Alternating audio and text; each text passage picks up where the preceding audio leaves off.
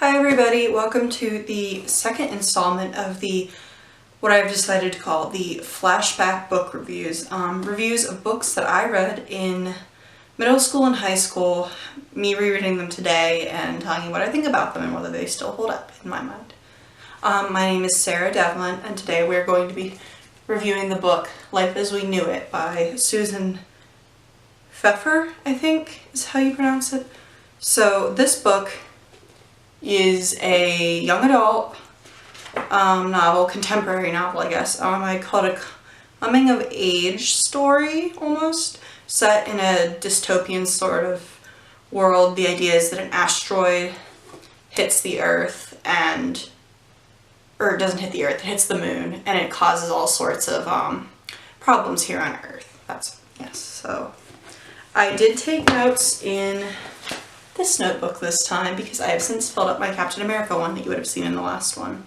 So I'm going to read some of my notes to you about this, but this is also, as I told you last time, like the last books, a journal book.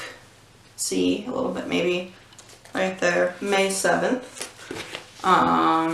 Yeah, so, but this one does also have chapters.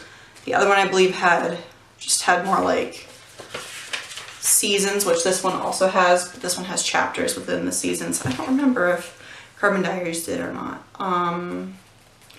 I do know that there were a lot of jokes, comments that I read the first time I read this book that went right over my head. She made a comment right after the meteor hits the moon. They make a comment about trying to get the news on to see what was going on. The mother says, "Come on in, kids. We'll see what CNN has to say about this." And then they can't get CNN to turn on, like it's, the channel's not broadcasting at the time. And the mother says, "Maybe I'm not wrong. Maybe the world really is coming to an end." And then Miranda, the main character, who's 16, she says, "Should I try Fox News?" Mom shuddered. "We're not that desperate," she said. "Try one of the networks. They'll have their own set of astronomers." So things like that. She mentions later on the president lives on a ranch in Texas. Her mom doesn't like him. She calls him an idiot later on. Just stuff like that. This book was released in 2006, I believe. So it's, I would assume, yes, copyright 2006. I would assume that it's some slightly veiled jabs at President Bush Jr., I believe. The one thing I liked about this book so much was how well thought out it was. The effects of the asteroid hitting the moon and how having the moon closer to the Earth would affect our Earth were really interesting, and it was something different from the standard apocalypse sort of story you'd get. For example, the moon being closer to the Earth caused tides to be stronger, which created initially tsunamis. I don't know whether that'd be real or not, but it's believable, and it's something that makes sense based on what I already know about science. Later on they mention volcanoes. The magma is being pulled closer to the Earth's surface because of the stronger pull of gravity from the moon. And then when the volcanoes erupt, there's more ash. Ash covers the sky, blocks out the sun. It gets colder sooner. It gets colder in general. The temperature drops more. Their plants they had planted stop growing, that kind of thing. Also, at the very beginning, when chaos finally happens, they go to the grocery stores and just buy everything they can. They buy clothes, they buy food. And it just, I don't know, it's very, very detailed. The author, she does a brilliant job making it seem like the characters, especially the mother, thought everything out and they're prepared enough that they actually would survive. I do know as a kid I was very excited that this book took place in Pennsylvania, since I grew up in Pennsylvania. Rural Pennsylvania, in a small town like I grew up in. What else? Nothing really specifically worth sharing. like, I have a lot of notes. I'm probably going to put them on my Goodreads profile so you guys can go look through it and see what I specifically thought about different things in the book. The mom's a writer, which I thought was kind of cool, especially now since I'm a writer, you know. I was like, oh, that's cool. They never really say what she's writing, but yeah. It goes, I do believe, for about a year. It starts in May and it ends, I think, in February. March. It ends in March. So it's almost a year worth of her writing. There isn't a whole lot of any sort of diversity in this book at all in regards to race or sexuality or anything really, ability. But granted, she does spend most of the time with her mom and her two brothers locked in their house trying to stay safe. So it's not great from that perspective, but it's not bad either. There are no harmful stereotypes or anything.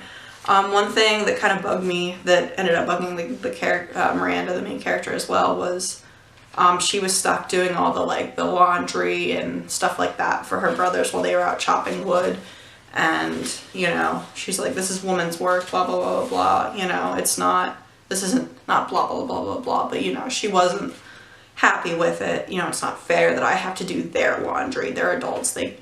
They're old enough, they can do it themselves. Her one brother's older than her and the other one's younger. But, so she finally does say something, and I was really happy about that. My note was, what did I say? I said, yes, Miranda, so glad she got them to do their own laundry and share washing the dishes. And then, I don't know, I felt the characters were very, very relatable. At one point, everybody, this would be a spoiler, I suppose, in case you guys are considering reading this, everybody in her family gets sick, her mom and her two brothers, and she has to take care of them.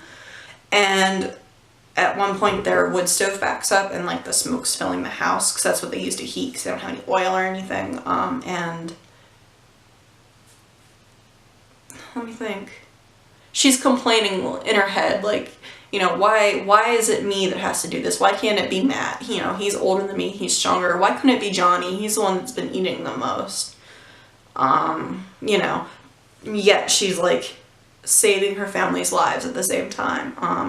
I don't know, it feels relatable because I know when I have to do challenging things, obviously not to that extent, but I know I'm like complaining to myself, why do I have to do this? Why is it me? It's not fair, that kind of thing, you know, in my head, but I'm doing it because I know it's important and I know I should do it. There's some interesting takes on religion in here, a little bit about, you know, what extremely religious people felt was important to do at the time. And it's really just her account of society as life as they knew it devolving. It's really good. The ending could be considered a little bit of a deus ex machina, you know, just an act of God saving them at the end.